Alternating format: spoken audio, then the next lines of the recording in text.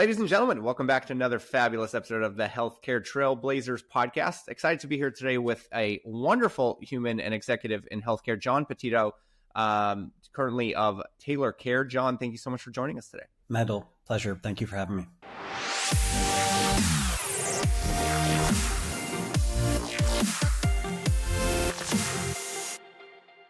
Let's take a step back. What got you involved in healthcare?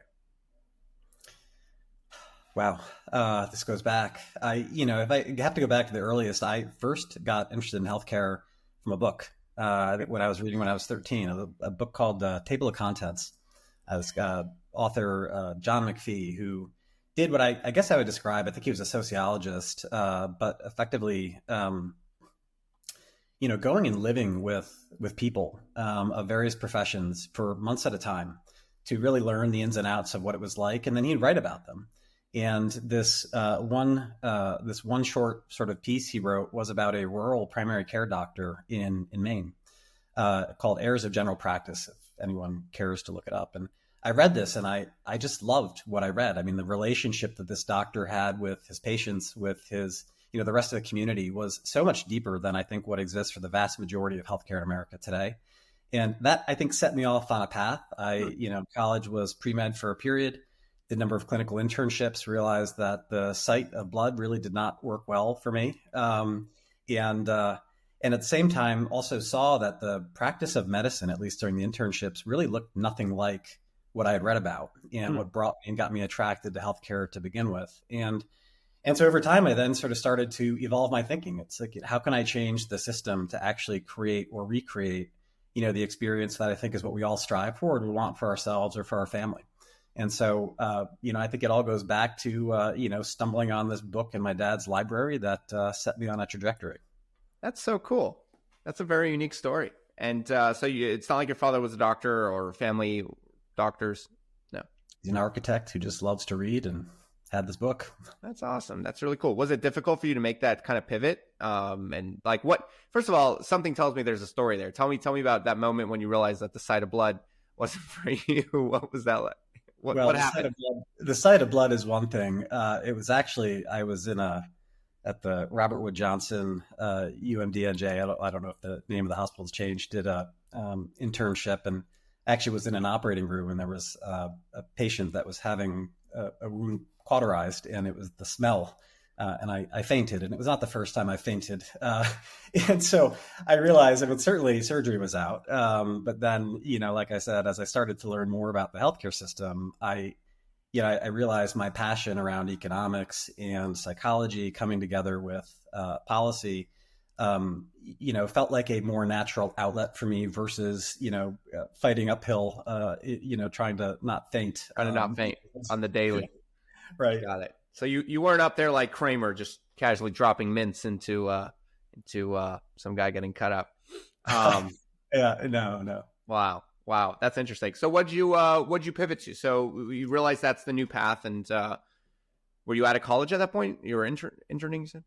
I was still in college, and it was actually quite a I don't want to say dramatic pivot, but my junior year secured a summer internship with, at the time it was called Empire Blue Cross Blue Shield, now part of Elevance, Anthem, and was working in product development and was learning around. At the time, it was sort of the new thing, consumer driven healthcare, and was just fascinated by some of the incentives that that type of product created. And so that led me to a sort of viewpoint of I really wanted to learn more about economics and health policy and health economics. And so I actually switched majors.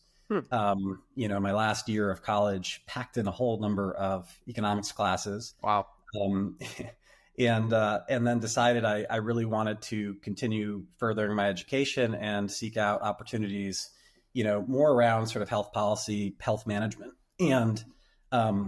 And so my first job out of college was working at an organization called BJC Healthcare, which is, one of the largest in the state of Missouri, but they've got hospitals outside of Missouri as well, integrated health delivery systems. And so I worked in the policy area for a year. I then went back to school, got a master's in health policy, And coming out of my master's, ended up going into consulting where, sort of my thinking was I will learn a lot over a short period of time and decide what I want to do with it at that point. I was punting the decision of really what I wanted to do for some period. And I did learn a lot, and it did sort of help me sort of figure out what I liked and what I didn't like.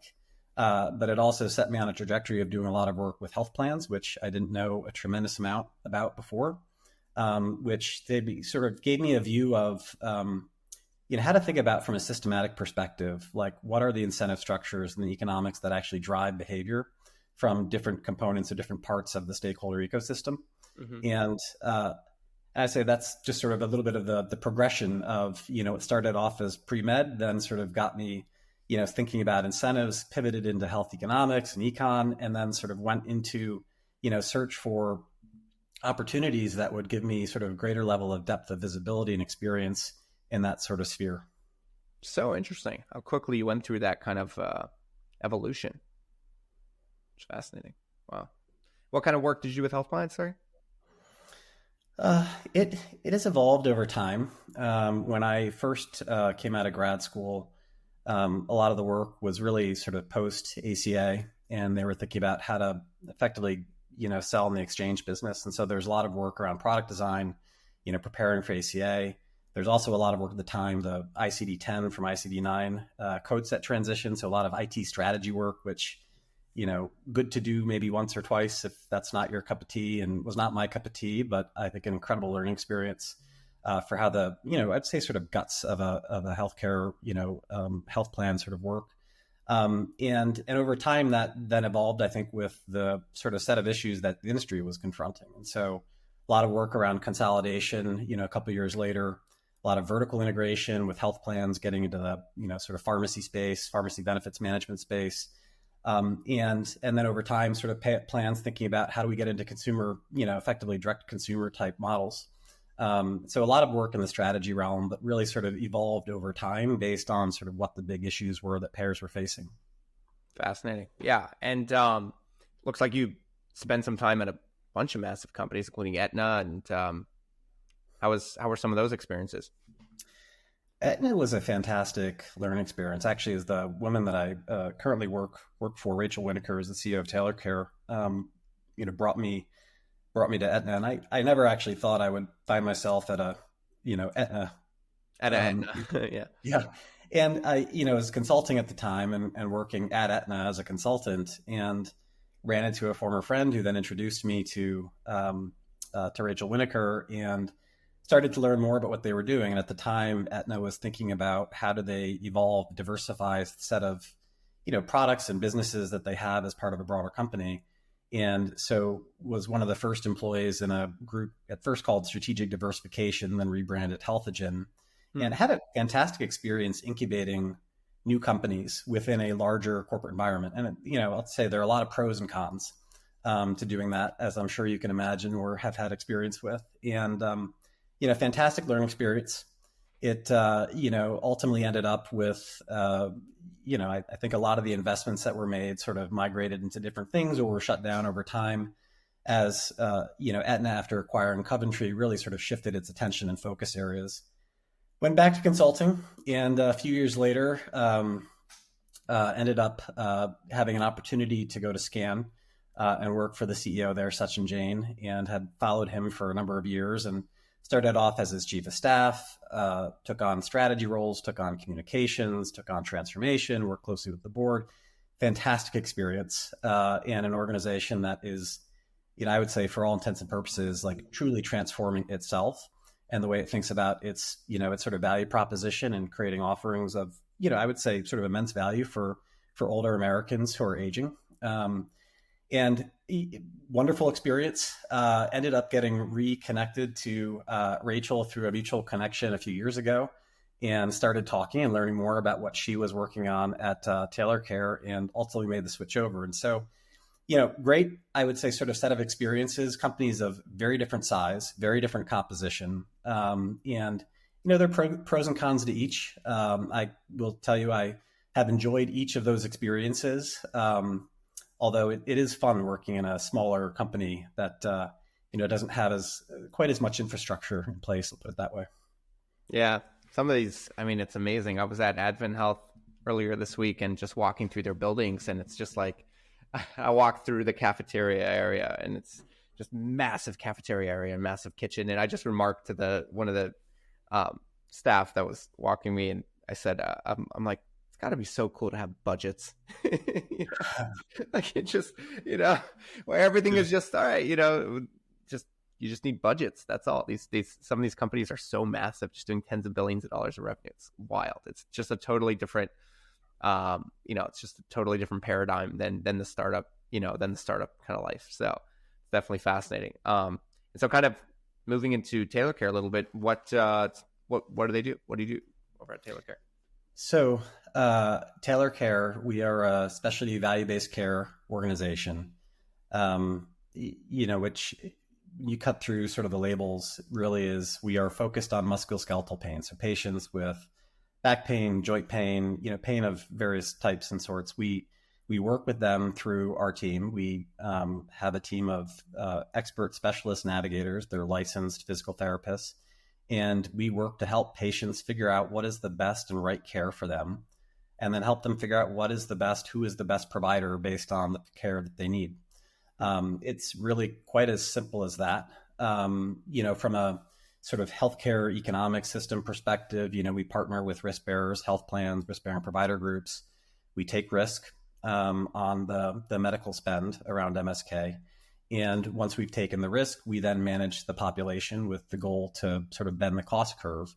And the sort of the scope of the intervention, or what we're trying to do, is really make sure that patients that have emerging needs or symptoms, before they start to utilize resources in the healthcare systems, making sure it's the right utilization, making sure they've got the right, effectively care journey mapped out based on the clinical indicators of, sort of what they're experiencing based on their preferences.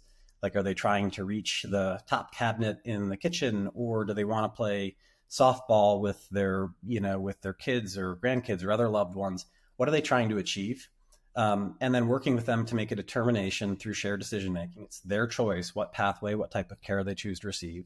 And we then help match them to the right specialist. And so the model is really quite simple, I would say, in a certain sense. Although when you think about it in the context of taking population level risk, it means you need to build quite a sophisticated infrastructure to get to the patients at the right point in time, to intervene before they go down a specific path.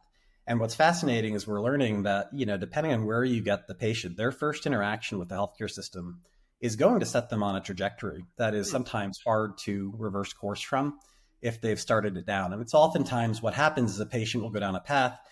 They may get a referral or think they need to go see an orthopedic surgeon. The orthopedic surgeon tries something, and then it turns out that they maybe would benefit from another type of specialist. And so they'll bounce over to a PM&R doc, or they may go to PT and then come back. And so, how you sort of take advantage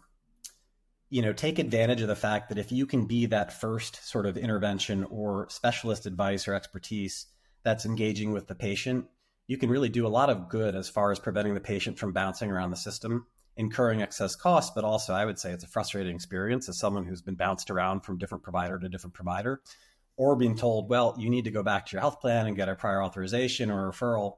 And, we try to actually sort of simplify that by getting to the patient early. And so that's, effectively sort of what TailorCare is built to do and is doing right now.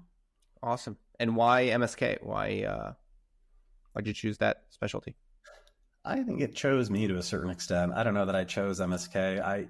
Candidly, I'm sort of aware it is a high cost condition area. It touches a lot of Americans, and certainly aware of the complexity of the sort of therapeutic area. But did I ever pay much attention to it specifically prior to coming to TailorCare? No, not really. I mean, it was one of many conditions thinking about sort of specialist drivers of care and cost. But it was really sort of in reconnecting with the CEO, Rachel Winokur, and was describing sort of what the focus was. And through that conversation, I started to sort of educate myself a bit on it. And I've certainly had quite the education over the last year since joining. But sort of in a certain sense, MSK is a bit of a microcosm of the broader U.S. healthcare system. I mean, not sort of a fully one-to-one But a lot of the issues that we're facing writ large spend a lot of money. There's a lot of uneven, sort of results as far as quality, a lot of variation in care and cost. And frankly, no one's happy. I mean, there's high degrees of patient dissatisfaction with the care they receive, especially when they go down a surgical path and don't receive the results they were hoping for. Yeah. And so the complexity of it, as well as the spend, when I was learning more, felt like a really fascinating area that there was a lot of opportunity and need to help patients. And so got excited about it. And I've continued to get excited about it, especially sort of the opportunity to create improvement, and think about, should I ever need, excuse me for moving around here, should I ever need, care in the MSK space, or a family member or a loved one, am I building something, or are we building something that I would want for myself or for them? And I think the answer, without a doubt, is absolutely. Yeah, that's amazing. And tell me a little bit about the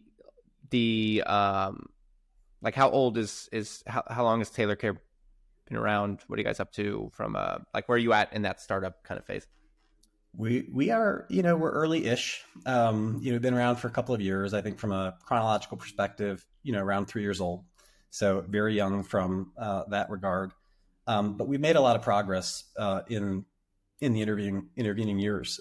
We since going live with our operations in 2023, and don't quote me on the exact number, have now sort of engaged with and served several thousand, I don't know the exact number, but between 4,000 and 5,000 patients. We went live with our first customer, Humana, in October of 2023. We're managing about 140,000 members. The risk, but also the care for the population.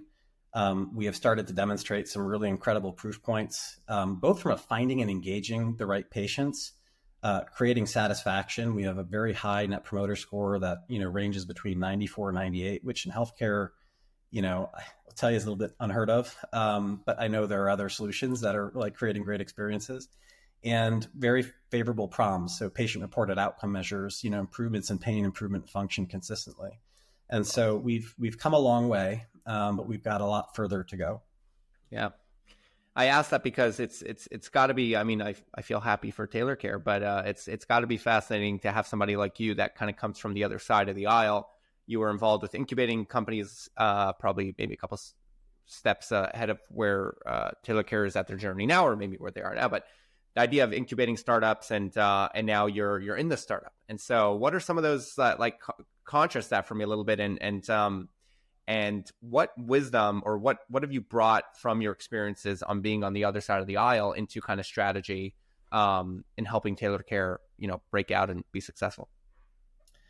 I love the adage, and I think it's Atticus Finch telling Scout in To Kill a Mockingbird, you don't know someone until you've stepped into their shoes and walked a mile. And I think a lot about, the value I bring, or sort of the way I think of how I can uniquely create value. And it's not wholly unique, but is really helping TailorCare as an organization think about the broader work, the broader needs, the broader perspectives, considerations, challenges facing health plans right now. And they are considerable, and they are many.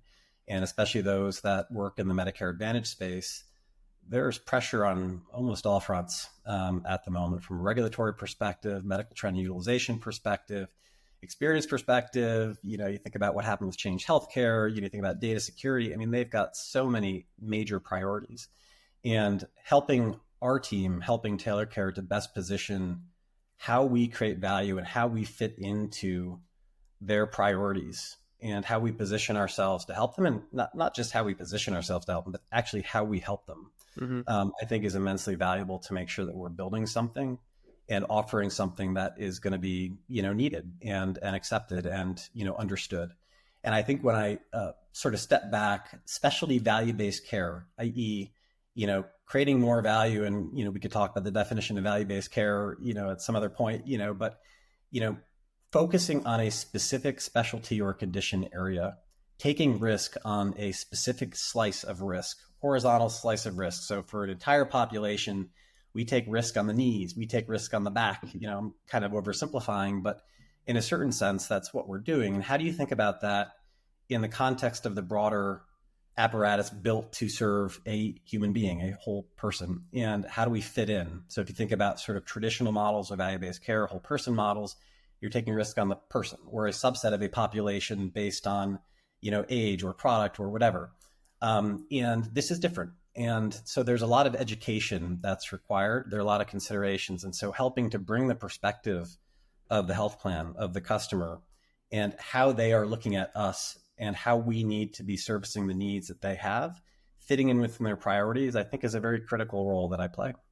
Yeah, that's awesome. And going back to kind of your being on the other side of the aisle, are there any kind of, from your lens, are there any kind of patterns that you recognize with the various different startups and companies that you've looked at, incubated, worked with? Are there any kind of patterns of success or mistakes that you've seen that you can share? From a startup perspective lens, my view success, or a critical component of success, is showing value and quantifying the value and understanding who you're demonstrating that value to and how it fits into their needs. So one of the first things when I came here was to say, we need to make sure we have, and it's not just here, it's, other places I've worked, including my time at Aetna, is that we have a third party objective viewer looking at our performance and our results. And that is showing, quantifiably the value that we're creating and that we understand how that fits into what our customers are focused on. I think that is critical. Starting out of the gate is get to proof points as quickly as possible so that you have a story to tell and a leg to stand on. And, I think for certain organizations, you can go to market without that, with a thesis, but they have to be the right types of organizations that want to work with you to develop those proof points because they see the potential, or they certainly feel the pain of the need. But other organizations, especially you think about trying to scale up from having one customer or 3 customers or 5 early customers to having 20 customers, is you need to have that set of proof points and effectively the credentials that validates that what you say you do is actually what you do. And the value you say you create is actually the value that you create. And I think where a lot of companies, and I think especially in healthcare, where there's just been such a proliferation of investment in new types of companies over the last decade or more at this point, is a lot of them never got to that or couldn't tell a credible story around value. And you get to a point where, on the other side, as a potential buyer from health plan chair, it's like you start to question all the statements because you've seen so many different flavors of, value stories that don't hold up. Yeah. Yeah. And that's a tune that, there's definitely a lot of people kind of singing the down tune of that value-based care is not going to work, and it's not going to, and it's not, it's not the answer. You obviously are in the camp of value-based care is the answer. What's your definition of, well, we could go broad with what's your definition of value-based care, but more, where do you think we're at in that game? And do you think we're making progress? And do you think that there's light at the end of the tunnel? Well, my view is yes and no. Right. And I love love it or hate it, but I like the William Gibson, the science fiction author, the quote, the future is already here. It's just not evenly distributed everywhere. Okay. And I think about that in the context of value-based care, in the sense that I think there are pockets. I think there are models. I think there are a lot of examples of, value-based care working. I think there are also a lot of examples of it not working, including some, very notable ones that, sort of had large dollar investments tied to them. And so, I think the challenge of trying to evaluate sort of something like value-based care and sort of where we are with it and its performance, I think is hard, because I think the label has been applied to so many things and so many models that it's really sort of hard to generalize.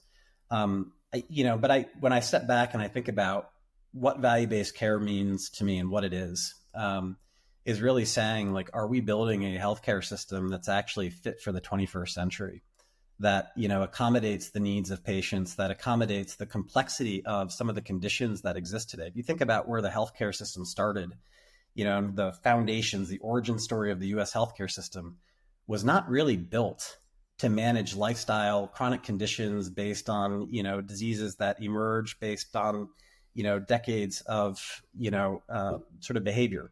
It really was not. And it also was not built to reimburse, for the set of, I would say, highly complex and, I would say new types of therapeutic interventions that we now have access to. And I think what you're seeing is, the challenge of the system trying to transform from within. And, it's why some have equated it to, steering, the Titanic. It is a large ship that is slow to move. Does that mean that there are not pockets of things that are working well? Absolutely not. I think there absolutely are. They're just not uniquely available, or they're not ubiquitous and available to everybody. And I think that's the challenge, is how do you take those things that work, those examples of success stories, and how do you scale them and bring them to everywhere? And I think a lot about, if we're successful at TailorCare and we create a great experience for patients with MSK, is why should where someone chooses to live or where they were born or where they choose to retire, or what insurance carrier they have access to through their employer, or what they select from Medicare, why should that dictate the kind of care they have when they're trying to get MSK care? I would want this service, I would want this ability, for people to have a great experience to be everywhere. I think a lot about, we expect so much of primary care, and we put a lot of the early efforts around value-based care on probably the hardest work, most underpaid portion of, our delivery system. And I think part of that is an acknowledgement that they do have a unique relationship with the patient. But I also think that there are pieces of what is required to meet the needs of today's conditions, people, level of complexity and, technological advances from a therapeutic perspective. There are pieces of a system that just don't exist. They were not built yet. And so we talked a lot about these are vendors, right? But I think it's actually, these are missing pieces that need to be seamlessly brought into the system. And so it's when we think about the TailorCare solution, is we do that in partnership with the care delivery, not separate from or distinct from the care delivery system. I like that. So you're saying when you're shifting over a model from a broad model like fee-for-service to value-based care, it's going to cover the majority of the ground, or maybe the main pieces of that world, primary care and some. But then there's all these corner pieces that are actually really deeply woven and integrated with the patient's, with the system, with utilization, with the patient's journey, and yet they're not fully figured out yet. And so you guys have figured out this kind of really important corner to really unravel. Is that what I'm hearing? I think you're hearing right. I would say we have figured it out. And even that phrase, I would say we've figured out pieces of it. And we figured out how to make it work in one market. Right. And so I think the challenge for us is how do we scale that everywhere else? How do we build the infrastructure to scale that up? And also to acknowledge that, you go from, corner to corner of the United States, healthcare looks very different. And the existing infrastructure and sophistication of the care delivery world looks very different. And so as we scale, it's how do we actually acknowledge those differences and build the flexibility into our model to meet the delivery system where it is and plug in to it, so to speak.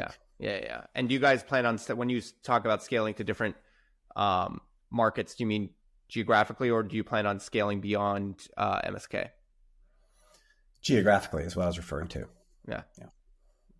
Awesome. I think that the unique thing about our model, and one thing I did not appreciate, as I was thinking about joining the organization, and certainly prior to thinking about, even making a change and thinking about MSK at all, is the level of complexity that exists, within. It's kind of like if you look at the ocean and then you stick your head underwater with a mask and snorkel. Yeah. There's a whole world, right? Which maybe an oversimplification, but the level of complexity that exists within something like MSK is fascinating. So the ability to go deep and build expertise in that domain means that you actually can become the expert in managing it and do that at scale, which is, to say when you're actually trying to manage a whole set of conditions, a more broad-based or generalist model, when I think a lot about traditional care management programs or care coordination programs at a payer, is you have a lot of generalists trying to meet the needs of patients that really need specialists. And so our focus, because we're bringing that specialist expertise to the patient for the given set of needs they have, I think that's where you create some real outsized value. Love it. Awesome. Big fan. what are the kind of the next steps? What is the future for the immediate future for TailorCare look like? We're busy. What are the goals? We're busy. We got a lot going on. Our goals, our big focus areas are one, be an incredible partner to our current customer, to Humana. They've been a fantastic organization to work with. I think they've been ahead of the curve, I think, for a number of years on some of the things that we're working on together. And so to have them as an anchor customer is just, it's a very fortunate for that. So I think one is continue to be a great partner to them. I think the second is, plan for growth and expansion. We're actively doing that. And then the third is, how do we take our learnings? How do we take the data that we're generating? We've built out some really fantastic analytical data science capabilities and turn those insights into improvements in our model, which is something that we've put a huge emphasis on, which is getting better at what we're doing based on what we're learning. And so a lot of focus on building out the underlying product, analytic, data science capabilities that will be able to take advantage of the experience we have to get better for when we scale to the next market. And so again, like going back to that focus of how do you take the model that works really well that you've built and build it such that you can then scale it from 1 market to 50 markets, from 140,000 members to 1.4 million members. And so we're trying to lay the foundation in place to be able to do that. Incredible. Well, John, I think it's exciting for me personally to hear about, another example of really a very important corner of the healthcare continuum that's really being solved for around value-based care. I think it's really refreshing and exciting to see all these pieces of this massive puzzle kind of, people taking the leadership and figuring out those corners. And then slowly, I think we are making progress, and I think we are coming together. So, I, again, thank you for spending time today, and, looking forward to following the journey at TailorCare and see where you guys go towards that 1.4 million patients. Or more. That's the next step. That's right. Don't get ahead of myself. Baby steps. Mendel, it's been an absolute pleasure. I always enjoy our conversations. Thank you for having me on your show. Pleasure. Thank you so much.